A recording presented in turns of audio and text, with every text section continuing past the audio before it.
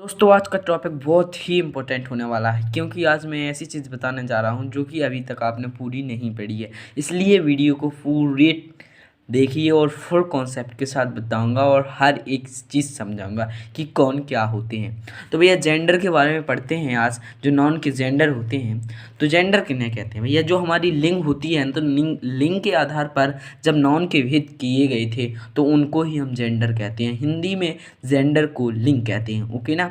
तो gender of part कितने होते हैं? जेंडर के पार्ट होते हैं 4, जो कि अभी तक आपने पढ़े हैं 2 पार्ट। क्या उनसे पढ़े हैं? मैस्कुलाइन जेंडर और फेमिनाइन जेंडर, जो कि 2 पार्ट नहीं पढ़े हैं कि न्यूट्रल जेंडर और कॉमन जेंडर, जो मैं इनके एडवांस बताऊंगा। ओके ना। तो देखते हैं आगे। तो आगे देखते हैं दोस्तों, क्या है मैस्कुलाइन जेंडर? क्या है भैया मैस्कुलाइन जेंडर? क्या है? तो जो नॉन पुरुषता का बोध कराते हैं। क्या सबूत कराते हैं? किससे रिलेटेड होते हैं? वो होते हैं पुरुष जाति से रिलेटेड। किससे होते हैं? पुरुष जाति से रिलेटेड। जैसे हमारा मैन हो गया तो ये भी है ना, फादर हो गया ये भी है ना, और वेदर हो गया ये भी आप समझ गए होंगे आई होप। ओके ना।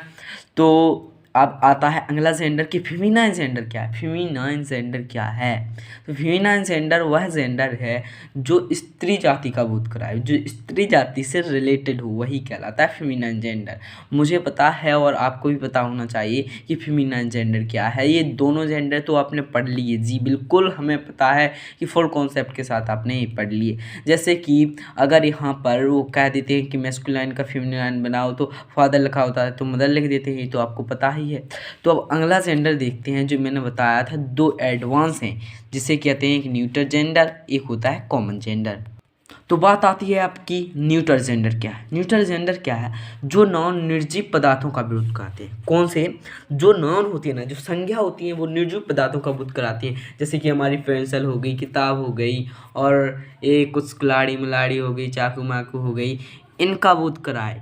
उससे क्या कहते हैं? उससे ही कहते हैं न्यूट्रल जेंडर। बल्कि ये अभी तक किसी ने नहीं सीखी कि न्यूट्रल जेंडर और कॉमन जेंडर किसे कहते हैं। ये आपको सीखना बिल्कुल ज़रूरी है। जी हाँ दोस्तों, आपको सीखना है, बिल्कुल ज़रूरी है।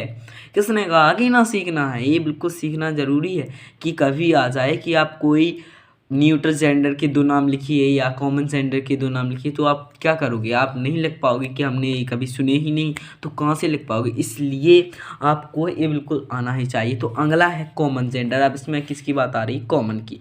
मतलब कि जो दोनों का बोध करा, किसका? पुरुष और स्त्री दोनों का बोध कराते हैं, वो कहलाते हैं कॉमन जेंडर। मतलब कि दोनों मिलाकर जैसे चिल्ड्रन हो गए। हम ये तो नहीं कहेंगे वहाँ पर बच्चे खेल रही हैं, हम ये कहते हैं बच्चे खेल रहे हैं। तो उसमें लड़के और लड़कियां दोनों हो सकती हैं, और फ्रेंड्स हैं तो फ्रेंड में हमारी लड़की और लड़कियां दोनों हो सकती है ना। हमने देखा भी है, अपने साथ फ्रेंड्स ऐसे रहते भी हैं।